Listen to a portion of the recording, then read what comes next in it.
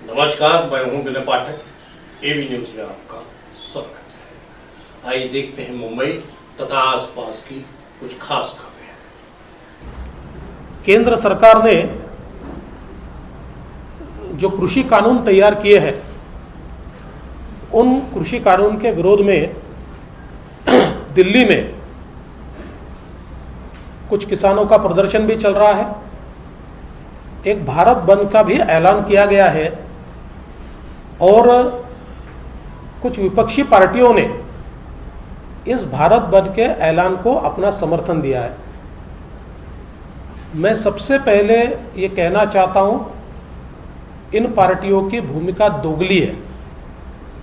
इन्होंने समय समय पर इन कानूनों के समर्थन में भूमिका ली है और आज ये लोग जानकर भी कि ये कानून किसानों के हित में है, इसके खिलाफ भूमिका ले रहे हैं। महाराष्ट्र में तो ये कानून सबसे पहले लागू हुए 2006-07 में ही महाराष्ट्र ने कॉन्ट्रैक्ट फार्मिंग का कानून पास किया, मॉडल एपीएमसी एक्ट पास करके प्राइवेट एपीएमसी को मान्यता दी। कई प्राइवेट एपीएमसी महाराष्ट्र में आज भी काम कर रही है।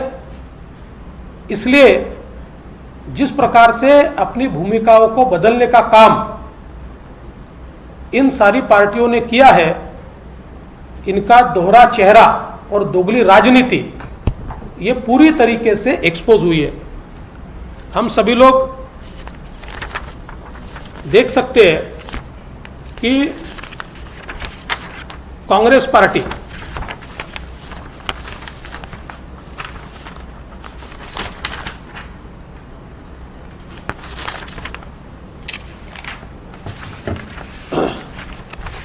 पार्टी का अगर 2019 का मैनिफेस्टो हम देखें तो 2019 के मैनिफेस्टो में घोषणा पत्र में पेज नंबर 17 और पॉइंट नंबर 11 इसमें वो कहते हैं कि अगर कांग्रेस पार्टी सत्ता में आएगी तो हम ये जो एपीएमसी का कानून है उसको निरस्त कर देंगे। जो मंडी का कानून है, कृषि मंडी का, उसको निरस्त कर देंगे और जो कृषि उत्पाद है उसको बेचने के लिए एक अलग व्यवस्था खड़ी की जाएगी। इतना ही नहीं, तो जो एसेंशियल कमोडिटीज एक्ट है उसको भी कांग्रेस निरस्त करेगी और उसकी जगह एक नया कानून लाएगी। ये भी कांग्रेस के 2019 के घोषणा पत्र में पेज नंबर 18 पर स्पष्टता के साथ कहा गया है। 27 दिसंबर 2013 को कांग्रेस के नेता राहुल गांधी जी ने एक प्रेस कॉन्फ्रेंस लेकर कहा था कि कांग्रेस शासित राज्यों में, जहां पर कांग्रेस का शासन है, वहां पर सब्जियां और फल जैसे सारे कृषि उत्पाद इनको हम मंडी के कानून से एग्जम्प्ट करेंगे और इनको कहीं पर भी बेचने के लिए हम अनुमति देंगे। हम जानते हैं राष्ट्रवादी Congress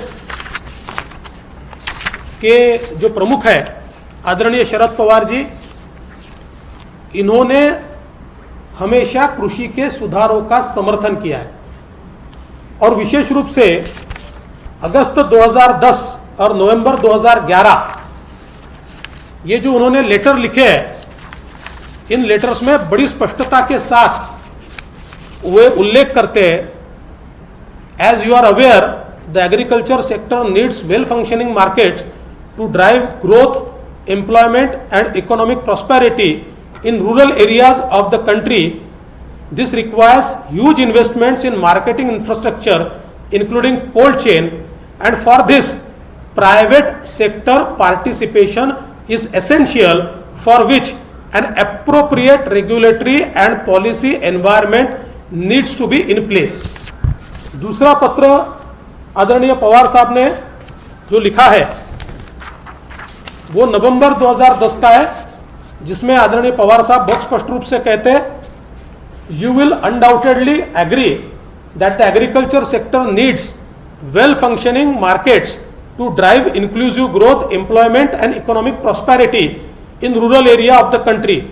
This requires investments in post-harvest and marketing infrastructure including cold chain logistics from farm gate to the consumer. The private sector needs to play an important role in this regard. An appropriate regulatory policy environment therefore needs to be in place for this purpose. बड़े स्पष्ट शब्दों में इसकी शुरुआत ही आदरणीय पवार साहब ने की है। और इतना ही नहीं, तो पवार साहब का एक आत्मचरित्र जो मराठी में है, इसमें वो कहते हैं कि किसानों के ऊपर मंडी में ही उपज बेची जाए, इस प्रकार का आग्रह क्यों है, इस प्रकार का कानून क्यों है। मेरे बारामती से मैं जब कृषि माल मुंबई की या पुणे की मंडी में बेचने के लिए जाता हूं तो मेरे ऊपर 17% अतिरिक्त बोझा पड़ता है। 17% मुझे अतिरिक्त पैसा देना पड़ता है जो मेरे मुनाफे में से जाता है। इसलिए ये जो कृषि मंडियों की व्यवस्था तैयार की गई थी स्वतंत्रता के बाद, ये उस समय किसानों को प्रोटेक्ट करने के लिए की गई थी, लेकिन आज उस व्यवस्था से किसान प्रताड़ित हो रहे हैं और इसलिए किसानों को कहीं पर भी अपनी उपज को बेचने की अनुमति होनी चाहिए। इस प्रकार का उन्होंने बहुत स्पष्ट रूप से प्रतिपादन किया है और वे लगातार इसका समर्थन करते रहे। वैसे भी अगर हम देखें तो पवार साहब ने कभी भी खुलकर इन कृषि विधेयकों का विरोध नहीं किया। पहली बार जब ये विधेयक तैयार हुए और पास हुए तो उन्होंने एक दिन का उपवास रखा था, लेकिन विधेयकों के खिलाफ नहीं था। उन्होंने कहा था कि जिस प्रकार से विधायक जल्दबाजी में पास हो गए, जिस प्रकार से एमपीज को सस्पेंड किया गया, इसलिए मैं उपवास रख रहा हूं। और कल परसों भी उन्होंने इसी प्रकार से ये सारे जो कानून है ये स्टैंडिंग कमेटी के पास जाने चाहिए थे, इस पर व्यापक चर्चा होनी चाहिए थी, इस प्रकार की बात जरूर कही, लेकिन कहीं पर भी इसके जो मूलगामी तत्व है उन तत्वों को विरोध ये पवार साहब ने किया नहीं है। लेकिन आज उनकी पार्टी भी, बड़ा आश्चर्य है कि इस भारत बंद को समर्थन कर रही है।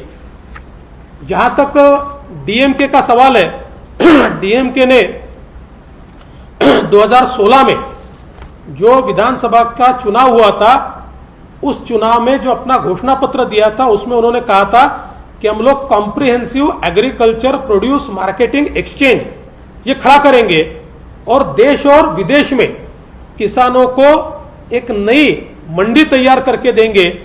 और अभी का जो मंडियों का कानून है उस कानून में हम संशोधन करेंगे, क्योंकि इस कानून से किसानों का नुकसान होता है।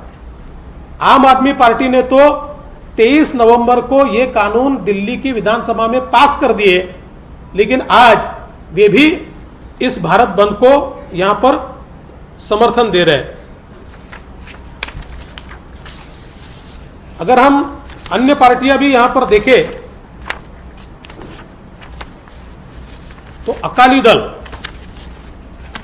12 दिसंबर 2019 को एग्रीकल्चर स्टैंडिंग कमेटी में अकाली दल ने बहुत स्पष्ट भूमिका रखी। एपीएमसी कृषि मंडियां ये भ्रष्टाचार का अड्डा बने या केवल राजनीति होती है और केवल दलालों का बोलबाला,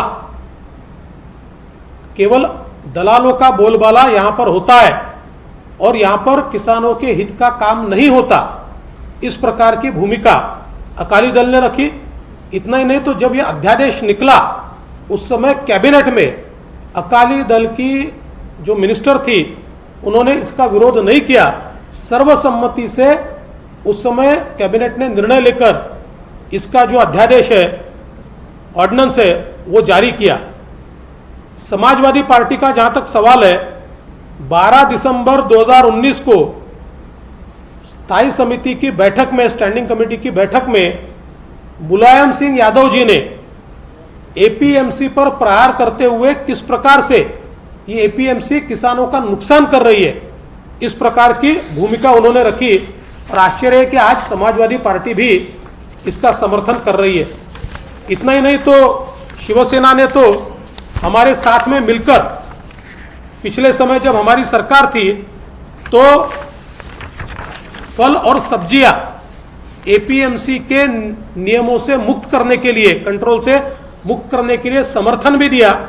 यहां पर वो मुक्त भी हुआ और आज बड़े अच्छे तरीके से किसानों को उसका फायदा भी हो रहा है।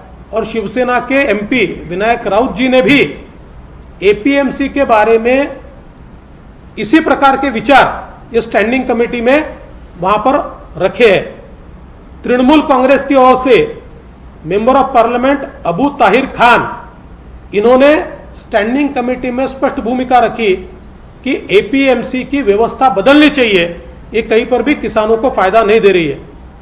हमारी जो लेफ्ट पार्टीज है, इन्होंने 2007 से 2012 इस काल में जो उस समय की यूपीए सरकार ने 5 ईयर प्लान तैयार किया था, इसमें स्पष्ट रूप से एपीएमसी को हटाने की बात कही थी और इसका पूरा समर्थन लेफ्ट पार्टीज ने किया था।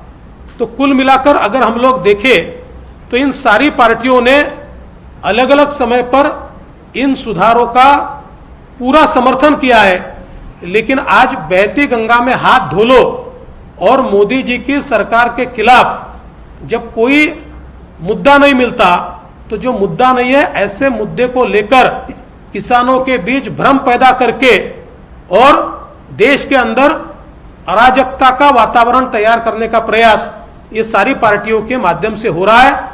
लेकिन मुझे विश्वास है, क्योंकि अगर हम देखें तो पंजाब के सिवा कहीं पर भी बड़ा आंदोलन नहीं हुआ, केवल कांग्रेस के नेताओं ने ट्रैक्टर चलाए, लेकिन किसान उन आंदोलनों में कहीं पर भी किसी भी स्टेट में नहीं आए।